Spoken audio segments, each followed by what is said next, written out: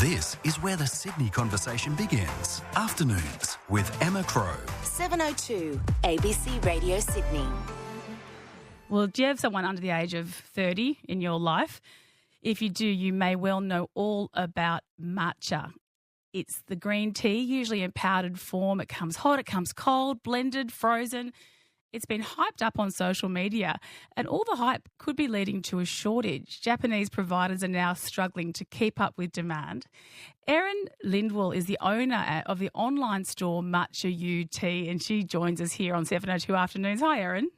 Hi, thanks for having me. I think people who've got youngsters in their lives will know all about matcha. I have a 21-year-old, 19-year-old and 17-year-old, and the 21-year-old went to something called a matcha rave the other day at 9 in the morning.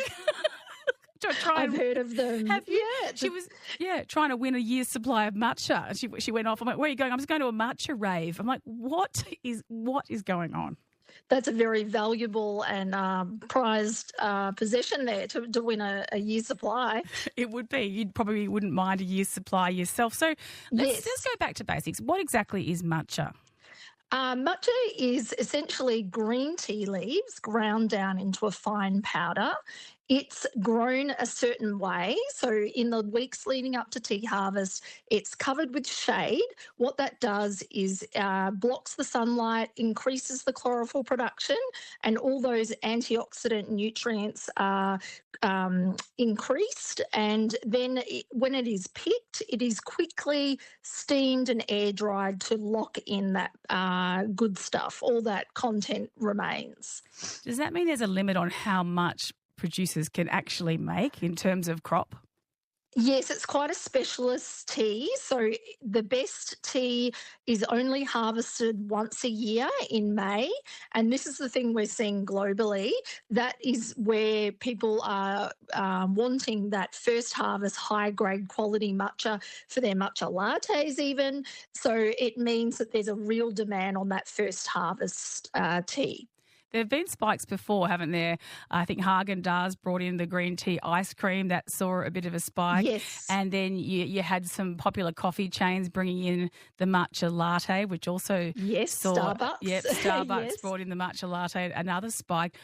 Why do you think it's become so popular? Why is there all this hype around matcha at the moment? Oh, look, it's been building. I think a lot of people have been visiting Japan in high numbers, especially here from Australia. So they're getting familiar with that part of the Japanese culture, the tea culture. Matcha flavoured everything exists in Japan. There's places like Uji, which is a small, quaint town that used to be very quiet, known for its tea, and now it is just overrun by tourists, unfortunately. But yeah, I think people travelling to Japan have come across it. Then also they've seen it obviously on TikTok and Instagram, strawberry matcha lattes, were all over TikTok last year. And not only that, a lot of people can't drink coffee. Their body does not agree with it. And matcha does have caffeine, but it's a lovely slow-release caffeine. So it's an excellent alternative for those needing that energy and caffeine fix. We're talking about matcha and are looking at an issue with global supply of matcha. And Erin Lindwall is with us. She's the owner of the online store Matcha UT. And we're talking about this global shortage, what's caused it and what can happen. Erin, it was interesting what you said a bit earlier about tea culture generally, because, of course, tea is booming generally. It's not just matcha. Exactly. Yeah, across the board, there's more interest in, Japanese green teas, Chinese teas. I think it's becoming quite a specialty product, and there's tea houses that are specialising just in that, one variety from a particular country. So it's almost becoming, more like a wine if you, want to compare it like that. It's just people are getting interested in tea cultivars and regions, and is this a single origin matcha or is it a blend? So there's all this kind of education and deeper yearning for knowledge there. Yeah, real connoisseurs in this space. That's exactly But right, tea connoisseurs. Yeah. And I guess in lots of other areas, chocolate connoisseurs, like you said, wine connoisseurs, beer. Coffee, People love their yes. beer, all about the brewing. You've got people who are all about smoking meat. So every part of Yeah. food now has your top tier experts. So That's right. You've got people like my kids who there's some tin of something that calls itself matcha in my house, and there's green drinks Yes. being made at my place. That's not real matcha, is it? Oh, well, I hope it is. A good sign of a high quality matcha is vibrant green in colour. Storage is really key. So I always recommend people to refrigerate their matcha because that keeps the freshness. It's a very sensitive powder subject, to heat, light, moisture.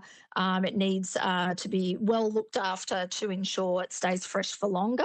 Look, I would say if it's sourced from Japan, if it says matcha green tea powder, Okay. if it doesn't have any sugar in it, if it's pure powder, then you're onto a good thing there. So it's not like I'm thinking about your coffee and how you get your really basic, dreadful instant coffee all the way up to your nice, freshly ground coffee. Are you saying there's less Yeah. variation in matcha and that if it's calling itself matcha, it probably is the real thing? Oh, look, no, I do believe there is a very much spectrum when it comes to quality. I would always say if you're after something that's going to be good, find out if it's from the first harvest because that is the best tea of the season. And the colour is very key. It should be vibrant and green, not a dull yellowish or brownish tinge. So vibrancy does tell a lot about freshness. Like Kermit the Frog coloured green, really, isn't Exactly. it? Yeah, That's really what you want to bright see. green, yeah. Some of the things, that you see online, I think, oh no, that's not a good shade. How do you drink yours, Erin? How do you drink matcha yourself, and do you like it in a Yes. latte? Are you drinking it hot, cold, blended? What are you doing? I do everything. Probably every day I do a hot latte. So I use soy or oat milk as the base because I find that the matcha doesn't get lost in that. I don't use any sugar. But I also like drinking it straight with just water as it's done in Japanese tea ceremony. And if you're looking at from a health perspective, probably not adding milk in is a good idea. Actually, dairy inhibits some of the absorption of the nutrients. So I'd always recommend use a plant-based milk if you are doing a latte. Yeah, let's talk about the nutrients because the proponents of matcha say it's full of many health benefits and different nutrients. What do you know about the health benefits of matcha? Yeah, well, it's super antioxidant rich because when you think about it as well, you're drinking the entire tea leaf. You're not brewing and discarding it like other green tea. It has, it's detoxifying, helps with fighting free radicals. The effects of aging. It helps with a healthy immune system because it has it fights virus and pathogens and T cells. It also helps boost metabolism. It's really effective to drink before you do a workout because it'll give you assistance there. And the main component that I love is because it has caffeine, it does give you that energy, but it works in conjunction with L-theanine. And L-theanine is an amino acid that improves your focus and concentration. It helps your alpha waves in your brain feel like a real zen-like energy. That's so they work interesting. together. Amazing combination. So yeah. the kind of the kick of coffee, but a bit more of a slow burn. Exactly. Yeah, that's interesting. And if you're caffeine sensitive, I can't drink coffee. Matcha is no problem at all. It's great. Here's some good questions coming in on the text line on 0467 922 702. And Erin Lindwall is with us, the owner of online store Matcha UT. We're talking about the global matcha shortage. Matcha has become a victim of its own success, getting so popular it's very hard for suppliers to keep up with the demand. And a couple of texts coming in. Jeremy in Cromer says, recently returned from Japan where I received a matcha preparation certificate. Apparently I was the best frother of the day. My kids were so proud of me. That's from Jeremy. I wonder if his kids are teenagers like mine are. That would be cred if you knew how to do your matcha. And another person's asking, I'm confused. What's a matcha latte? Is it coffee or is it tea? It's tea. Yes. So what happens is the powder is dissolved in water first, so hot water, and usually you use like a bamboo whisk or an electric whisk, just something with a bit of speed to dissolve that matcha into the water, and then you add your milk in, and that becomes the matcha latte. Bit like a chai latte, you know. Exactly. The chai was sort of the precursor, wasn't it? Yeah, definitely. And cafes jumped onto that, and now you see like matcha lattes appearing on every other cafe's menu, which is fantastic. Do you think that there's, in the Venn diagram of the matcha drinker, do you think they sway more towards being tea drinkers or coffee drinkers? Do you think there are, different Ooh, camps at the cafe?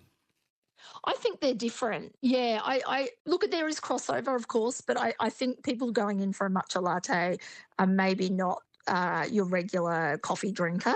It could be a caffeine sensitivity thing or just, yeah, a flavor preference. But yeah, I think they're quite different markets. And thankfully, in like really, coffee strong cultures like Melbourne and Sydney, I think matcha can walk side by side and not compete for that market. They've both got opportunity, if you know what I mean. What can be Yeah. done about the supply? I understand the Japanese Department of Agriculture is seeing what they can do to try and cater to the world demand.